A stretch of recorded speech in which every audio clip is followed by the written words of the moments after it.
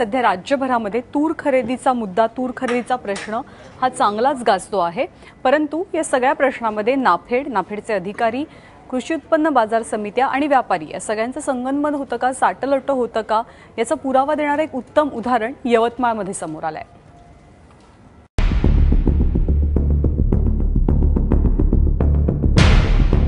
यवतमाळ जिल्ह्यातली नेर कृषी उत्पन्न बाजार समिती इथं शेतकऱ्यांची तूर गेल्या 2 महिन्यांपासून पडून आहे। मात्र तरीही खातेवहीत मोठ्या प्रमाणात तूर खरेदी झाल्याचं दिसतंय। त्यामुळे युवा शेतकरी संघर्ष समितीने तक्रार केली, सहाय्यक निबंधकांनी चौकशी केली आणि समोर आलं धक्कादायक वास्तव, तुरीच्या घोटाळ्याचं।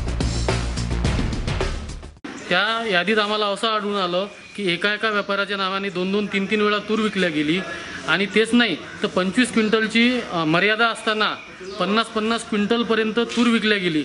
शेतकऱ्यांचा एकदाही नंबर लागत नाही आणि या व्यापाऱ्याचा 5-5 वेळा, 4-4 वेळा, 3-3 वेळा नंबर लागला। हे कुठंतरी एक न पचनी पडणारं होतं। परवानाधारक व्यापाऱ्यांनी 66 आर पेऱ्यात 142 क्विंटल तूर विकली। किशोर लुंकड यांनी तुरीचं पीक न घेताच 32 क्विंटल तूर विकली। काही व्यापाऱ्यांनी तर आई वडील मयत झाल्याचं सांगत त्यांच्या नावावर असलेल्या शेत जमिनीत तूर दाखवली। मनोज खाबिया, प्रवीण जैन, सुभाष गुगलिया, सुभाष जैनांनी मक्त्याची शेती असल्याचं दाखवलंय। शेतकऱ्यांच्या तोंडाचा घास हिरावणाऱ्या व्यापाऱ्यांवर कारवाईचा इशारा देण्यात आलाय।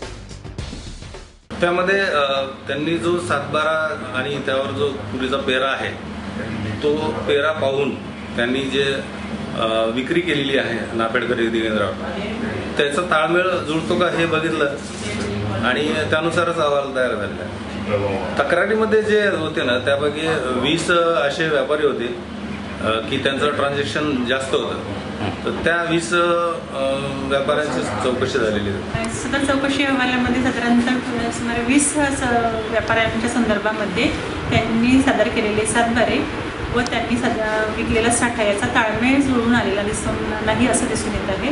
म्हणजेच कुठेतरी ते सध्या गंभीर संशयास्पद असल्याचं चौकशी अधिकाऱ्यांचं म्हणणं आहे। त्याच्यामध्ये जर चौकशी तथ्य आढळलं तर त्या व्यापाऱ्यांवर आपण कारवाई करणार।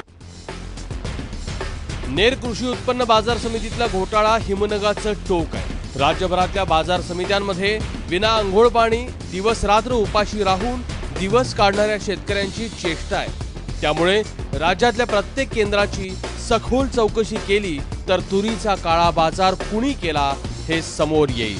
कपिल शामकुवर, एबीपी माझा, यवतमाळ। त्यामुळे निश्चितच नीट सखोल चौकशी केली तर तुरीचा काळा बाजार का झाला आणि तो नेमका कुणी केला हे सत्य सगळ्यांच्या समोर येईल।